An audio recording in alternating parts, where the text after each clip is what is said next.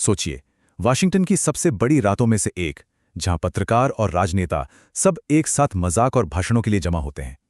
लेकिन 2026 में white house correspondents dinner में ग्लैमर नहीं था, बल्कि गोलियों की गूंज थी। तो हुआ क्या था उस रात असल में, और इसने हमारी सुरक्षा पर क्या सवाल खड़े कर दिए? चलिए समझते हैं। ये शब्द हैं एक ऐसे पत्रकार के जो गोलियों की आवाज के बिल्कुल बीच में थे। आप अंदाजा लगा सकते हैं, उनके शब्दों में वो डर साफ झलकता है और हमें उस रात के तनाव का सीधा एहसास कराता है। तो चलिए सबसे पहले ये समझते हैं कि आखिर ये डिनर इतना खास क्यों था, और 2026 में तो और भी ज्यादा क्यों। देखिए, ये कोई मामूली डिनर नहीं था। यहाँ लगभग 2600 मेहमान थे और इनमें खुद राष्ट्रपति ट्रंप भी शामिल थे। मतलब ये एक बहुत ही हाई रिस्क इवेंट था। सोचिए, देश की राजनीति और मीडिया की हर बड़ी हस्ती एक ही छत के नीचे। सुरक्षा के लिहाज से तो ये किसी बुरे सपने जैसा ही है। और फिर सिर्फ 4 मिनट, बस 4 मिनट के अंदर एक शानदार शाम एक क्राइम सीन में बदल गई। ये अफरा तफरी कैसे फैली? चलिए मिनट दर मिनट देखते हैं। तो टाइमलाइन से हमें ये तो पता चल गया कि क्या हुआ, लेकिन उस कमरे में जो लोग थे, उनके लिए वो पल कैसा था? अब जरा उस खलबली और हंगामे के अंदर चलते हैं। बस ये 2 शब्द, गोलियां चली हैं, और पलक झपकते ही वो 2600 लोगों से भरा बॉलरूम अचानक घबराहट और कंफ्यूजन में डूब गया। ये एक कांग्रेसी के शब्द हैं, और ये उस पल के खौफ को सीधे सीधे बयां करते हैं। जमीन पर फेंक दिया जाना, चारों तरफ लोगों की चीख पुकार, यही उस पल की असलियत थी। और बॉलरूम के अंदर का नज़ारा बड़ा ही अजीब था। एक तरफ टैक्टिकल गियर में गार्ड्स थे, दूसरी तरफ लोग मेज़ों के नीचे छिपे हुए थे, और कुछ लोग तो गॉड ब्लेस अमेरिका के नारे लगा रहे थे। और हाँ, इन सबके बीच मोबाइल कैमरे हर पल को रिकॉर्ड कर रहे थे। लेकिन इस पूरे हंगामे के बीच एक बात बिल्कुल साफ थी। सिक्योरिटी का रिस्पॉन्स कमाल का तेज था। चश्मदीदों ने बताया कि कैसे एजेंट्स टेबल कुर्सियों को फांदते हुए खतरे को खत्म करने के लिए भागे।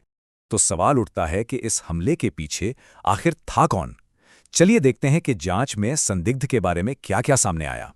और जो प्रोफाइल सामने आई, वो काफी चौंकाने वाली थी।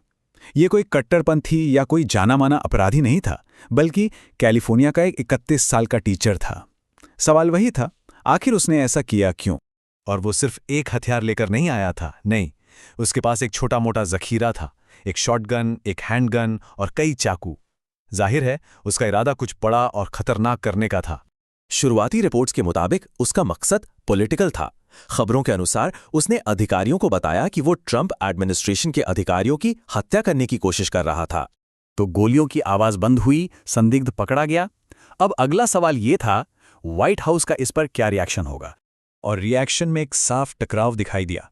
एक तरफ राष्ट्रपति ट्रंप ने सोशल मीडिया पर कहा, शो चलने दो, लेकिन दूसरी तरफ लॉ एनफोर्समेंट ने उस जगह को एक क्राइम सीन घोषित कर दिया और सबको बाहर निकलने को कहा। घटना के फौरन बाद तेजी से ऐलान होने लगे। सीक्रेट सर्विस ने कंफर्म किया कि सब सुरक्षित हैं। व्हाइट हाउस करस्पॉन्डेंट्स एसोसिएशन ने डिनर कैंसिल कर दिया और राष्ट्रपति ट्रंप ने वादा किया कि इसे जल्द ही दोबारा किया जाएगा। इतनी गोलियों और अफरा तफरी के बावजूद सिर्फ एक शख्स को चोट आई, एक लॉ एनफोर्समेंट ऑफिसर। और कमाल की बात यह है कि उनकी जान एक बुलेट प्रूफ वेस्ट ने बचा ली। ये अपने आप में मॉडर्न सेफ्टी इक्विपमेंट की ताकत का एक बड़ा सबूत है। ये घटना अपने आप में बहुत चौंकाने वाली थी, लेकिन ये जिस जगह पर हुई, यानी वॉशिंगटन हिल्टन होटल, उसने इसे और भी ज़्यादा भयानक बना दिया, क्योंकि ठीक 45 साल पहले इसी जगह पर इतिहास ने खुद को दोहराया था। बात है 1981 की, जब जॉन हिंकले जूनियर ने इसी होटल के बाहर राष्ट्रपति रोनाल्ड रीगन की हत्या की कोशिश की थी। और उसी घटना के बाद इस होटल को हिंकले हिल्टन के नाम से जाना जाने लगा। ये अमेरिकी इतिहास के एक काले दिन की निशानी बन गया। तो जब हम इन दोनों घटनाओं की तुलना करते हैं, तो समानताएं और अंतर दोनों साफ नजर आते हैं। 1981 में रीगन घायल हो गए थे, लेकिन 2026 में सिक्योरिटी प्रोटोकॉल ने सभी को सुरक्षित रखा। ये दिखाता है कि इन सालों में सिक्योरिटी कितनी एडवांस्ड हो गई है। तो 45 साल बाद हिंकले हिल्टन में एक और सिक्योरिटी ब्रीच, ये हमें एक कड़वी सच्चाई की याद दिलाता है। खतरे हमेशा बदलते रहते हैं और बढ़ते रहते हैं, और ये हमें सोचने पर मजबूर करता है कि क्या हम वाकई अपने नेताओं की सुरक्षा के लिए काफ़ी कर रहे हैं, या हम हमेशा एक कदम पीछे ही रह जाएंगे।